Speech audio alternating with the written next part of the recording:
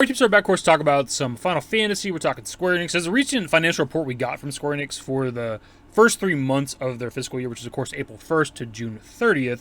We've yet to talk about it. I meant to talk about it sooner, but we kept doing other videos and shit. But here we are today. There's a couple things to talk about from this. One is just the absolute tiniest minute detail involving Rebirth that some people are putting a lot of stock into for some reason. It's kind of weird.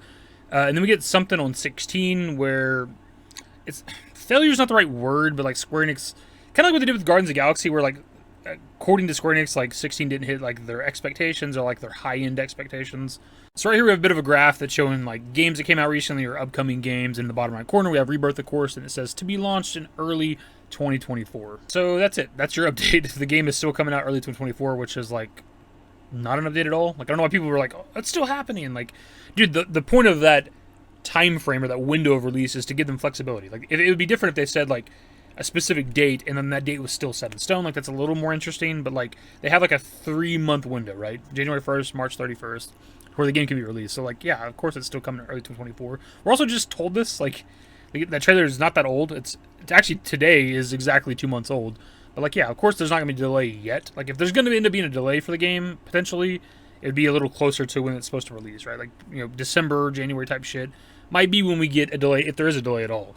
But yeah, as of right now, of course, it's still coming out early 2024. I don't know. Now, we have talked in the past about I've always said when we're talking about the release of this game, barring any delays. So I guess the fact that it's still got that window time frame, I guess that's still something. And there's sort of a precedent, maybe, if you want to say that, with because Remake got delayed, right? It's supposed to come out March 3rd, and then got delayed to April 10th. But I think that's a different situation. They claimed back to the end that the game was being delayed for polish, or whatever the fuck. And I've always said this, and I still say it, and I still think it, that the game was delayed to push it into the next fiscal year, right? March was the end of their fiscal year.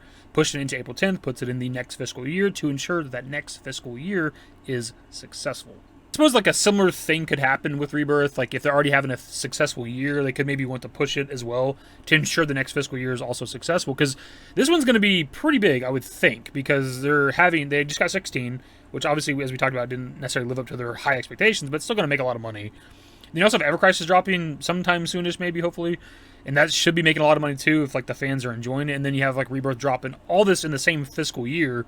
That's going to be pretty hard to follow up. I don't know what they have planned for, April 1st, 2024 to March 31st, 2025, but it's going to be hard to follow up this year, I would think, because they're going to make a lot of money. I know they have a Final Fantasy XIV expansion next summer, the Dawn Trail or whatever, but besides that, and that does make them a lot of money, but besides that, I don't know what other big releases are on the horizon beyond Rebirth, so I suppose we got to talk about this as well, but apparently in the future, Square Enix is wanting to focus less on mid-sized games and more on larger AAA console games. This is obviously a bit of a hot topic, a bit polarizing, because I think most people are going to be in agreement that it's a bad thing. For me personally, I've said this before on the channel, I'm not the guy that's buying all the Square Enix games, every game that drops under Square Enix.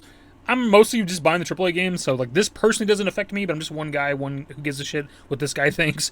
But yeah, so for me, it wouldn't affect me if they're wanting to focus more on AAA shit, because that's all I play anyways. But this would affect stuff like Octopath Traveler, which some people talked about, which is obviously very popular games. I don't know how successful they are financially. Obviously, that comes down to cost versus how much they make and sell and shit like that. I also have stuff like Babylon's Fall and Balan Wonderland and some other recent things that have come out in the last couple of years that have been flops. I don't know if those are considered mid-sized games or AAA games in Square Enix's eyes, but regardless, those games were obviously going to fail. It's pretty obvious to a lot of us.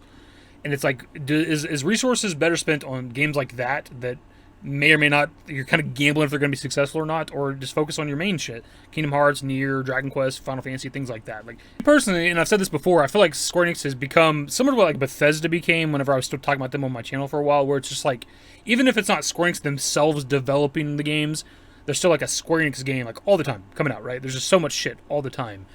And I wouldn't mind them slowing down a bit and focusing a little more on the big ones, the big money makers. I'm not saying they need to shit out a Dragon Quest game every year or two, but it's just kind of focusing, right? Just slowing down a bit. Let's take some more time to make sure the games are good, essentially, instead of just, let's see if we can flip this motherfucker for some money.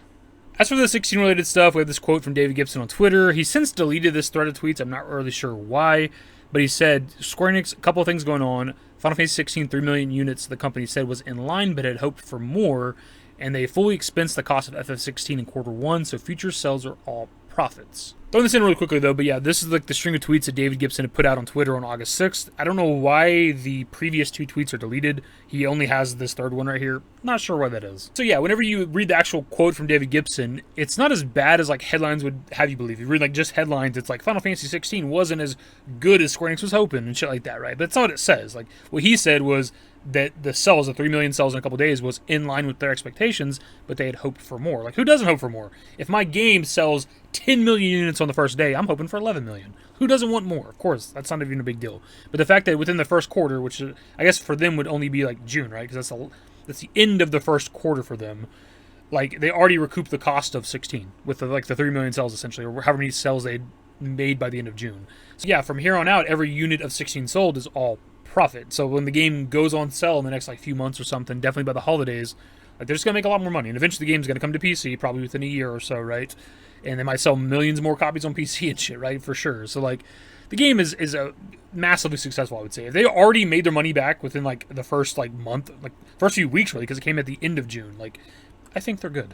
Actually, going back to what I said earlier in the video, I don't think the Guardians of the Galaxy comparison even makes sense, right? Because they just expected more from Guardians of the Galaxy and just didn't hit whatever their goals were. Their lofty goals, I think so people were calling it back then. Whereas, like, with 16, like, it hit what they were expecting, but they were hoping for more. Like, it's a whole different situation. Now, if they did have higher expectations or hopes for 16, I mean, obviously, come on, the game was polarizing from the get-go because of how it is, right? It's a very action-oriented Final Fantasy, more than we've had in the past with like Remake and Crisis Core and shit.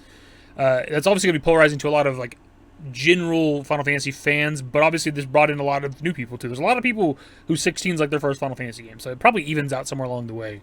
But also the install base, there's only like 30-40 million or so PS5s I think last we had seen or talked about. So like there's only going to be so many percentage, and they hit a pretty good amount, like 3 million. That's like 10% of like the PS5 base, right? So like that's pretty damn good still. But there's always going to be some stuff working against 16, even though it is apparently successful. That'll be pretty much the video, my dudes. So of course, pass off to you guys. What are your thoughts on Square Enix wanting to move away from mid-sized games, focus more on AAA games? For me personally, not a big deal. Like it's a W for me. What are your thoughts on our fucking Rebirth update, if you want to call it that? And I guess on 16. Like 16, I guess there's not anything to talk about with the 16 news. Did you enjoy 16? I know people want me to do a review of the game, and I might at some point, but I don't know. I definitely have some thoughts on 16. We'll see. If this is a video, my dudes, subscribe to if you guys are new. Social networks in the description below. Follow me on Twitter, #YT. That's it.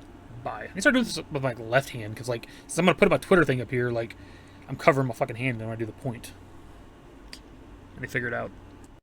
Used to care what people thought, but now I care more, and nobody out here's got it figured out. So therefore, I've lost all hope of a happy ending, depending on whether or not it's worth it. So insecure, no one's perfect. We spend it with no shame. We blow that like Coltrane. We in here like Logain, or leave it like Cobain.